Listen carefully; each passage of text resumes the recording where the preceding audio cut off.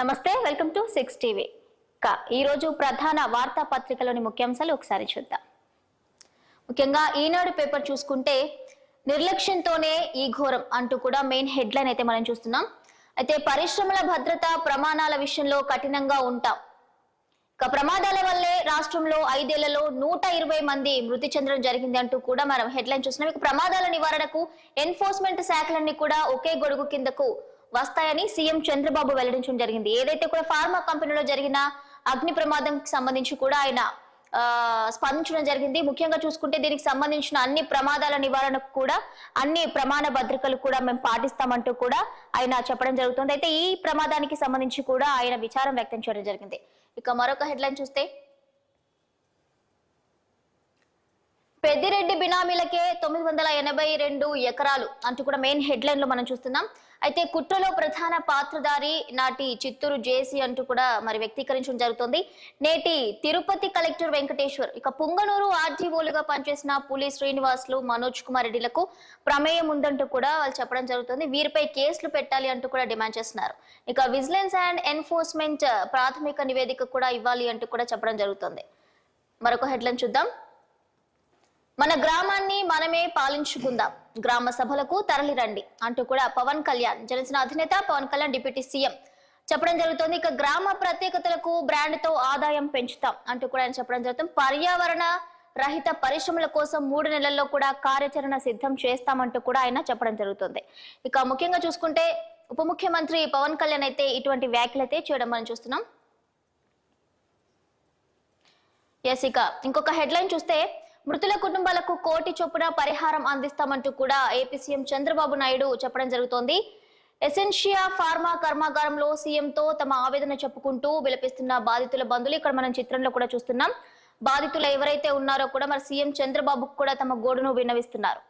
తీవ్రంగా గాయపడిన వారికి 50 లక్షలు, గాయాలైతే 25 లక్షలు. అచ్యుతాపురం సెల్స్ లో ప్రమాద బాధితులకు పరిహారం ప్రకటించిన సీఎం చంద్రబాబు నాయుడు బాధిత కుటుంబాలకు చంద్రబాబు పరామర్శ అయితే చేయడం జరుగుతోంది. అధైర్యపడొద్దు, అండగా ఉంటామంటూ కూడా ఎవరైతే బాధితులు ఉన్నారో, బాధిత కుటుంబ సభ్యులు ఉన్నారో వారు ఎవరైతే కూడా మరి సీఎం చంద్రబాబు నాయుడు దగ్గరకు వచ్చి తమ గోడునైతే విలపిస్తున్నారు. వారికి ఆయన అయితే కూడా మరి సంఘీభావం తెలుపుతున్నారు. అదే విధంగా వారిని అధైర్యపడొద్దు అంటూ వాళ్ళకి ఎవరైతే ఉన్నారో కూడా బాధిత కుటుంబ సభ్యులు ఎవరైతే ఉన్నారో కూడా వాళ్ళకి ఆయన చెప్పడం జరుగుతుంది, భరోసా ఇవ్వడం జరుగుతుంది. అదే విధంగా చూసుకుంటే ఎవరైతే గాయపడ్డారో కూడా తీవ్రంగా గాయపడిన వాళ్ళకు కూడా 50 లక్షలు, అదే విధంగా గాయాలైన వారికి అయితే 25 లక్షలు కూడా ఎక్స్‌గ్రేషియా ఇవ్వడం అయితే జరుగుతుంది అంటూ కూడా ఆయన హామీ ఇవ్వడం జరిగింది. నెక్స్ట్ మరొక మెయిన్ హెడ్లైన్ చూస్తున్నాం. క్రైమ్ సీన్ మార్చేశారు, జూనియర్ వైద్యురాలి హత్యాచార ఘటనపై సుప్రీంకోర్టుకు వివరించిన సిబిఐ. అయితే మొత్తంగా ఏమవుతుందంటే ఇప్పుడు ఏదైతే జూనియర్ వైద్యురాలు మౌమిత పై హత్యాచార ఘటన ఏదైతే జరిగిందో ఆమెకు సంబంధించి కూడా మరి దానికి సంబంధించిన అత్యాచార ఘటనపై కూడా సుప్రీంకోర్టుకు వివరించారు సిబిఐ. దేశవ్యాప్తంగా కూడా వైద్యుల భద్రతకు చర్యలు తీసుకోండి అంటూ కూడా మరి దేశవ్యాప్తంగా కూడా జూనియర్ డాక్టర్లు అందరూ కూడా మరి సేవలు బంద్ చేసి వారికి ఒక భద్రత కావాలి అంటూ కూడా చెప్పడం జరుగుతుంది. ముఖ్యంగా చూసుకుంటే వైద్యులకు రక్షణ లేదు అంటూ కూడా వారికి భద్రత కల్పించాలి అంటూ కూడా వారు కోర్టులను, అదే విధంగా న్యాయస్థానాలను, ప్రభుత్వాలను అయితే కోరడం జరుగుతుంది. దీనికి సంబంధించి దేశవ్యాప్తంగా కూడా వైద్యుల భద్రతకు చర్యలు తీసుకోండి అంటూ కూడా వారు డిమాండ్ చేస్తున్నారు. కేంద్రం రాష్ట్రాలకు ధర్మాసనం కూడా ఆదేశించడం జరిగింది. ఏదైతే మరి ధర్మాసనం ఆదేశంతో కూడా మరి వైద్యులు మొన్నటి వరకు చేసిన సమ్మె ఏదైతే ఉందో కూడా దాన్ని విరమించారు. నెక్స్ట్, యుద్ధ భూమిలో పరిష్కారాలు దొరకవు, ఉక్రెయిన్ పశ్చిమాసియాలో సంక్షోభాలు తీవ్ర ఆందోళనకరం, పోలాండ్ పర్యటనలో మోదీ వ్యాఖ్యలు. కీవ్ కు బయలుదేరి వెళ్లిన ప్రధాని నేడు జెలెన్స్కీతో భేటీ కానున్నట్లుగా కూడా తెలుస్తోంది. నెక్స్ట్ మరొక హెడ్లైన్ చూద్దాం. జోగి రమేష్ ను ప్రశ్నిస్తుంటే పొన్నమోలు జవాబులు అంటూ కూడా మెయిన్ హెడ్లైన్ అయితే మనం చూస్తున్నాం. హైకోర్టులో పోలీసుల తరపున సిద్ధార్థ లూథ్రా.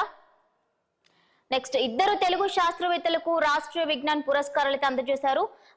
దాన్ని ఎవరైతే మరి పురస్కారాలు అందజేసిన వారైతే రాష్ట్రపతి ద్రౌపది ముర్ము అయితే పురస్కారాలు అయితే అందజేయడం జరిగింది. నెక్స్ట్, బదిలీలో 9 మంది పుర కమిషనర్లకు పోస్టింగులు లేవు, డైరెక్టర్ కార్యాలయంలో రిపోర్ట్ చేయాలని ప్రభుత్వం ఆదేశించడం జరిగింది.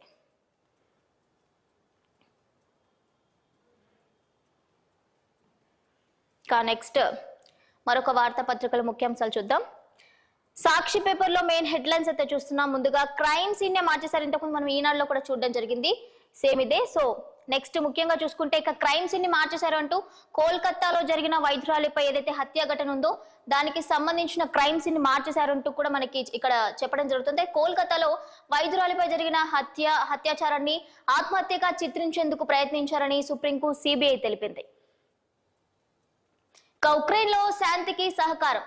ఉక్రెయిన్ లో స్థిరత్వం, శాంతిని పునరుద్ధరించడానికి పూర్తి సాయం చేసేందుకు సిద్ధంగా ఉన్నామని ప్రధాని మోదీ అంటున్నారు. మరొకటి, కాంగ్రెస్ తో పొత్తు కుదిరింది.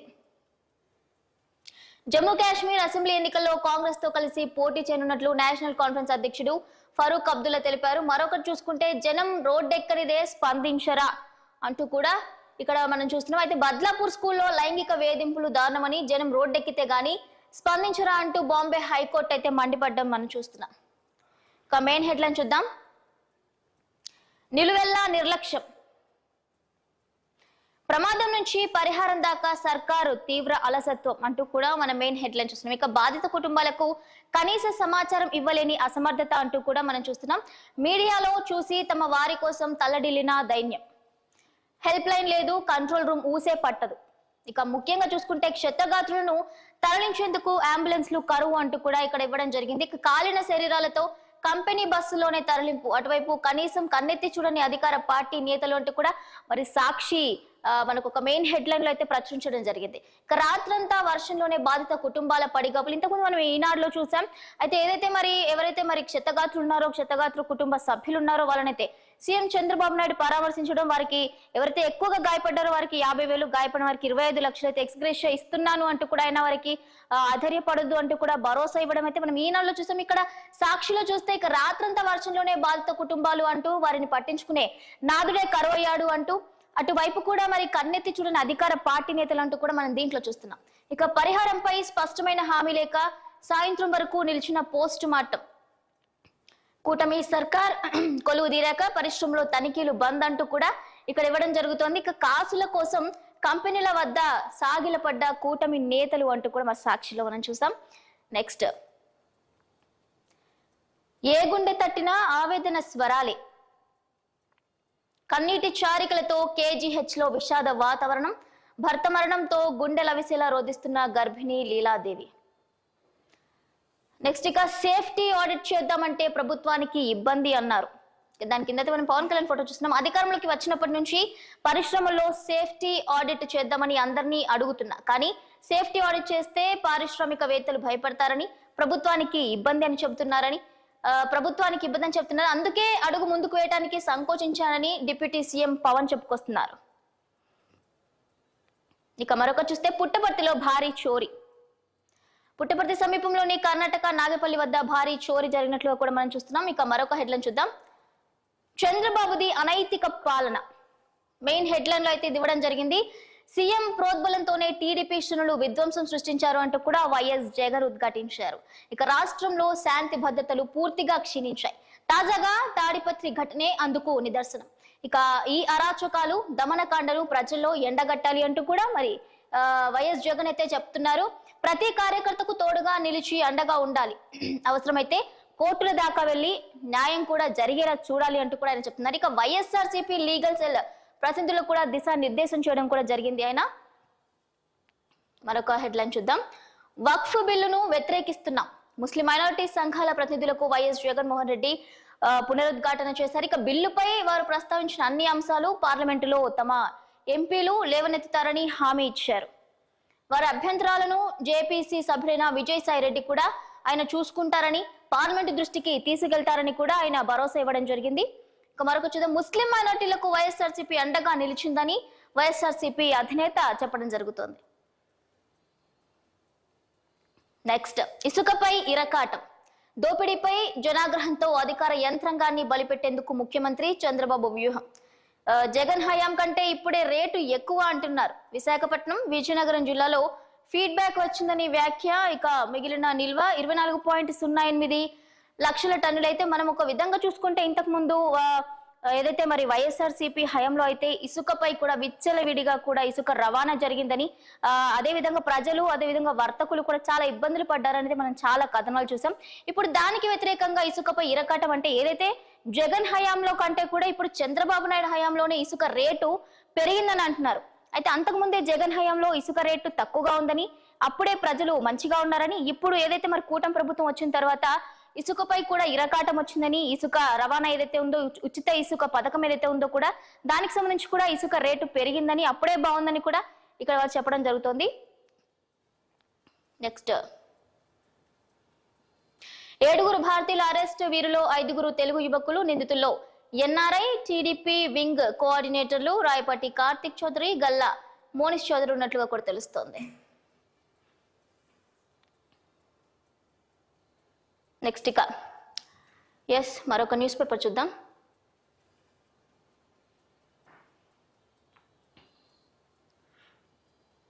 మొత్తంగా చూసుకుంటే ఒక్కొక్క పేపర్ కి కూడా ప్రధాన అంశాల్లో అయితే మనం డిఫరెన్స్ అయితే చూస్తున్నాం.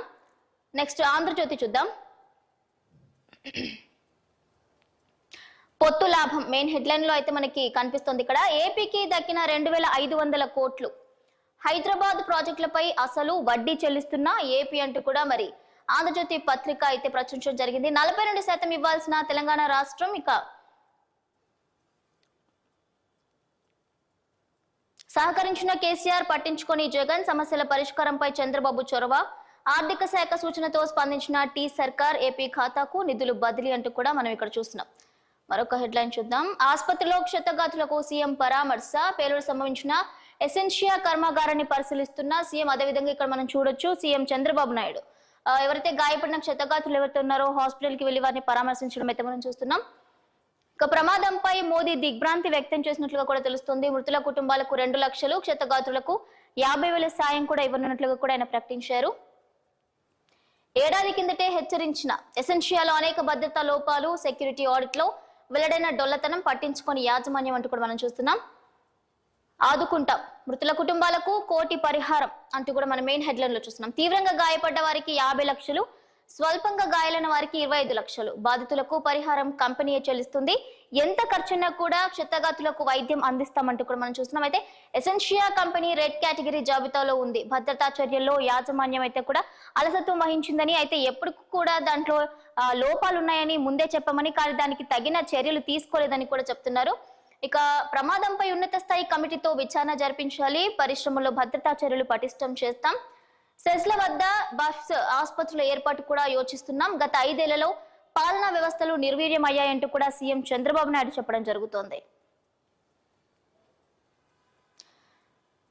నెక్స్ట్ ఊపిరి తీసిన ఆవిరి, విస్ఫోటనానికి అదే కారణం, సాల్వెంట్ లీకేజ్ ని ముందే గుర్తించిన సిబ్బంది. ఇక ఈ లోపే ప్యానెల్ పై పడి రసాయన చర్య, కర్మాగారం మూసివేత. ఇక మొత్తంగా చూసుకుంటే కర్మాగారం ఏదైతే మరి సంఘటన ఉందో కూడా ఆ సంఘటన గురించి ప్రతి ఒక్కరు కూడా దిగ్భ్రాంతి వ్యక్తం చేస్తున్నారు.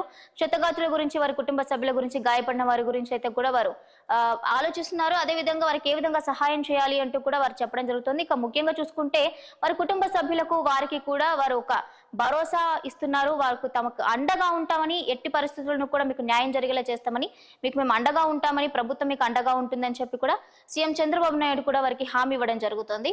మరొక చూద్దాం. పంచాయతీలకు జవసత్వాలు, నేడు 13,326 గ్రామాల్లో గ్రామ సభలు అంటూ కూడా మనం ఇక్కడ మెయిన్ హెడ్లైన్ లో చూస్తున్నాం. నెక్స్ట్ మన గ్రామాలను మనమే పరిపాలించుకుందాం, గ్రామ సభల్లో యువత, మహిళలు పాల్గొనాలి, పారదర్శక జవాబుదారీ పాలనకు ఇదే నిదర్శనం అంటూ కూడా ఏపీ ఉప ముఖ్యమంత్రి పవన్ కళ్యాణ్ అయితే చెప్పడం జరుగుతుంది. ఇక ఉపాధి, జల్ జీవన్ మిషన్ అవకతవకలపై దృష్టి సారిస్తాం, సామాజిక తనిఖీ విభాగానికి పోలీసు అధికారిని హెడ్ గా పెడతాం, గ్రామాల్లో నీటి పరిస్థితిపై 16 అంశాలతో సర్వేలు జరుగుతున్నాయంటూ కూడా పవన్ కళ్యాణ్ చెప్పడం జరుగుతుంది. నెక్స్ట్ మరొక హెడ్లైన్ చూద్దాం. ఇంటర్ ప్రక్షాళన, ఇకపై అన్ని పరీక్షలకు కామన్ సిలబస్ అంట. యూనిట్ నుంచి ప్రీ ఫైనల్ వరకు ఒకటే సిలబస్. ఇప్పటి వరకు కాలేజీల వారీగా నిర్వహణ, ఇకపై ఒకే సిలబస్, ఒకే తేదీల్లో పరీక్షలు ఉంటాయంటూ కూడా మనం ఇక్కడ చూస్తున్నాం. అయితే నేరుగా బోర్డు నుంచే ప్రశ్న పత్రాలు కూడా మరి వచ్చే అవకాశం ఉన్నట్లుగా కూడా తెలుస్తుంది. డాష్ బోర్డ్ లోకి విద్యార్థుల మార్కులు వెళ్లేటట్టుగా తెలుస్తుంది. అయితే వాటి ఆధారంగా ఫైనల్ పరీక్షలకు సంబంధించి కూడా సన్నద్ధత అయ్యే అవకాశం కనిపిస్తుంది. ఇక నేడు కామన్ టైం టేబుల్ కూడా విడుదల కానున్నట్లుగా కూడా తెలుస్తుంది. అయితే ముఖ్యంగా చూసుకుంటే ఇంతవరకు అయితే సిలబస్ అయితే వేరుగా ఉండేది. ఇక ఇప్పటి నుంచి అయితే కామన్ సిలబస్ ఉంటుంది అన్నట్లు కూడా మరి ఇవ్వడం జరుగుతుంది. నెక్స్ట్ మరొక హెడ్లైన్ చూద్దాం. బినామీ వాసు కోట్లకు కోట్లు. బెజవాడలో భారీ విల్లాలు. అనతి కాలంలోనే భారీగా ఆస్తులు. అధికారులు నేతలతో సంబంధాలు. కొందరు ఐపీఎస్లకు బినామీ. నెక్స్ట్ పరారీలో ఉన్న వాసు కోసం 2 జిల్లాల పోలీసులు అయితే వేట కొనసాగిస్తున్నట్లుగా కూడా తెలుస్తుంది. క్రైమ్ సీన్ నే మార్చేశారు. ఇంతకు ముందు మనం ఇంకో న్యూస్ పేపర్ లో కూడా చూసాం. 2 న్యూస్ పేపర్లో కూడా సేమ్ ఇదే చూసాం. అయితే ముఖ్యంగా చూసుకుంటే ఏదైతే మరి హత్యాచార ఘటన ఉందో, జూనియర్ డాక్టర్ మౌమితపై జరిగిన హత్యాచార ఘటనకు సంబంధించి కూడా దానికి సంబంధించి క్రైమ్ సీన్ నే మార్చేశారు అంటూ కూడా మెయిన్ హెడ్లైన్ లో చూస్తున్నాం. అయితే ఏదైతే ఆమెని ఆత్మహత్యగా క్రియేట్ చేస్తున్నారని చెప్పి, హత్యాచారం జరిగిన ఆమె సంగతి గురించి కూడా ఒక ఆత్మహత్య చేసుకుంది అంటూ కూడా దాన్ని సీన్ మార్చేస్తున్నారని చెప్పి కూడా మనం అన్ని న్యూస్ పేపర్లో కూడా మెయిన్ హెడ్లైన్ లో చూస్తున్నాం. అయితే ఆత్మహత్య అంటూ కూడా తల్లిదండ్రులను తప్పుదోవ పట్టించారు. సుప్రీంకోర్టుకు సమర్పించిన స్టేటస్ రిపోర్టులో సిబిఐ ఇక ఎఫ్ఐఆర్ లేకుండా పోస్ట్ మార్టమా కేసు నమోదులో జాప్యమా, ఇంత నిర్లక్ష్యాన్ని 30 ఏళ్లలో చూడలేదు. సుప్రీంకోర్టు ఏదైతే మరి సుప్రీంకోర్టు నుంచి వచ్చిన సమాచారం ప్రకారం అయితే కూడా ఆత్మహత్యగా క్రియేట్ చేస్తున్నారంటూ సీన్ నే మార్చేస్తున్నారంటూ కూడా సుప్రీంకోర్టు ధర్మాసనం అయితే విచారం వ్యక్తం చేస్తుంది, ఆగ్రహం వ్యక్తం చేస్తుంది. ముఖ్యంగా 15 రోజుల్లో శిక్ష పడేలా చట్టాలు. మోదీకి మమత లేఖ రాసినట్లుగా కూడా తెలుస్తోంది. ఇక ముంబైలో బాలికపై అత్యాచారం. సోషల్ మీడియాలో పరిచయమైన యువకుడి దురాగతం. ఇక ఒక్కొక్కటిగా కూడా ఇలాంటి అత్యాచారాలు, హత్యలు అనేవి కూడా సోషల్ మీడియా ద్వారా కూడా అందరికీ ప్రజలకు చేరుతున్నట్లు తెలుస్తుంది. అయితే రోజు రోజుకి కూడా ఇలాంటి ఘటనలు ఎక్కువ అవుతున్నాయి. దీనికి సంబంధించి ప్రభుత్వం ఏదైనా చర్యలు తీసుకుంటే మంచిది అంటూ కూడా అటు నెటిజన్లు, ఇటు ప్రజలు, ఇటు ప్రభుత్వాన్ని అయితే కోరడం జరుగుతుంది. ఇటువంటి వారికి ఎంత తొందరగా వీలైతే అంత తొందరగా శిక్ష పడితేనే బాగుంటుందని చెప్పి కూడా అందరూ కోరుకుంటున్నారు. ప్రజాగ్రహంతో కానీ కేసు నమోదు చేయరా? బద్లాపూర్ ఘటనపై బాంబే హైకోర్టు ఆగ్రహం వ్యక్తం చేసింది. నెక్స్ట్ మరొక న్యూస్ పేపర్ చూద్దాం.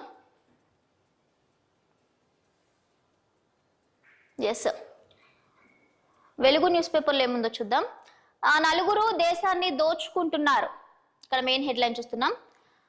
మోదీ, అమిత్ షా, అదానీ, అంబానీపై CM Revanth Reddy fire. Adani scam పై కేసీఆర్ ట్విట్టర్ టిల్లు ఎందుకు మాట్లాడతలే? రాజీవ్ గాంధీ విగ్రహంపై చేయేస్తే వీపు చింతపండే. 10 ఏళ్లలో సెక్రటేరియట్ వద్ద తెలంగాణ తల్లి విగ్రహం ఎందుకు పెట్టలే? బీఆర్ఎస్ సన్నాసుల మాటలు నమ్మి రైతులు రోడ్డెక్కొద్దు. రైతులను పీల్చి పిప్పి చేసిన దోపిడీ దొంగలు కేసీఆర్, కేటీఆర్, హరీష్ రావు. వచ్చే అసెంబ్లీ ఎన్నికల్లో బీఆర్ఎస్ కు 9 సీట్లు కూడా మిగలమని వ్యాఖ్యానించారు. ఇక అదానీ స్కామ్ పై జేపీసీ వేలన్న డిమాండ్ తో కూడా ఈడీ ఆఫీస్ ముందు కాంగ్రెస్ ధర్నాకు దిగింది. కేసీఆర్, హరీష్ ఒత్తిడితోనే అంటూ కూడా మెయిన్ హెడ్లైన్ లో అయితే మనం చూస్తున్నాం వెలుగు పేపర్ లో. అయితే దీనికి సంబంధించి ఒకసారి క్లియర్ గా చూద్దాం. కాళేశ్వరం డిజైన్లకు ఆమోదం. కాళేశ్వరం కమిషన్ ఎదుట కుండ బద్దలు కొట్ట సిడిఓ మాజీ ఈఎన్సీ నరేందర్ రెడ్డి. కాళేశ్వరం ప్రాజెక్ట్ ఏదైతే ఉందో కూడా కాళేశ్వరం ప్రాజెక్టు గురించి చాలా రోజుల నుంచి కూడా దానికి సంబంధించి కూడా ఒక విమర్శ అయితే ఎదుర్కొంటుంది బీఆర్ఎస్ ప్రభుత్వం. గత బీఆర్ఎస్ ప్రభుత్వంలో కాళేశ్వరం ప్రాజెక్ట్ కి సంబంధించి కూడా చాలా అవినీతిమయం జరిగిందని కూడా, ఎటువంటి నాణ్యతా లోపాలు కూడా పాటించలేదని కూడా, అదే విధంగా దానికి సంబంధించిన డబ్బులందరూ కూడా ఏదైతే మరి బీఆర్ఎస్ హయాంలో నాయకులే కుమ్మక్కై దానికి సంబంధించి డబ్బులు ఏవైతే ఉన్నాయో, దానికి వచ్చిన నిధులు ఏవైతే ఉన్నాయో వాటిని అన్నింటినీ కాజేశారంటూ కూడా మరి కాంగ్రెస్ ప్రభుత్వం వచ్చిన తర్వాత దానిపై ప్రత్యేక దృష్టి సారించడం అయితే మనం చూస్తున్నాం. ఇక దానికి సంబంధించి చూస్తే పై స్థాయిలో మేము చూసుకుంటాం కదా, నీకేంటి ప్రాబ్లం అన్నారు. బలవంతంగా చెక్ లిస్ట్ పై సంతకాలు చేయించారు. బ్యారేజీల నిర్మాణం, నిర్వహణ, నాణ్యత అన్నింటిలోనూ కూడా తప్పిదాలే ఉన్నాయంటూ కూడా చెప్పడం జరుగుతుంది. ఇక సిడబ్ల్యూసి ఆమోదం తర్వాత కూడా డిపిఆర్ లో మార్పులు చేర్పులు. ప్రాజెక్ట్ ప్రతి డిజైన్ లోనూ తలదూచిన ఎల్ఎన్టీ కంపెనీ. ఇంకా నిర్మాణాలను తనిఖీ చేసేందుకు గత ప్రభుత్వం తనను అనుమతించలేదని వెల్లడించారు. ముఖ్యంగా అయితే కాళేశ్వరం ప్రాజెక్టు గురించి అయితే